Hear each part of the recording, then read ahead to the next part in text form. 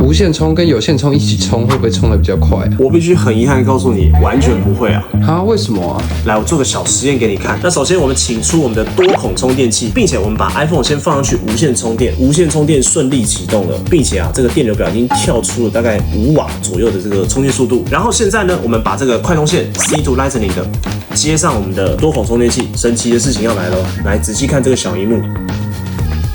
你就会发现它已经切换成有线充电了，无线充电它已经不见了。那这说明什么？说明如果在有线跟无线都同时存在的前提之下，会优先以效率更好的有线充电为主，而不是无线充电哦。所以像很多人都有那种磁吸行动电源，有没有？今天教大家一招我觉得更实用的用法。与其吸着无线充电让它剧烈发热，充的又慢，你不如先把它吸着，你再准备一根快充的短线，接上启用电源，再接上你的 iPhone 手机。这时候呢，手机就会优先以有线充电进行供电，进而提升手机的充电速度，也能避免无线充的发热而伤害到电池哦。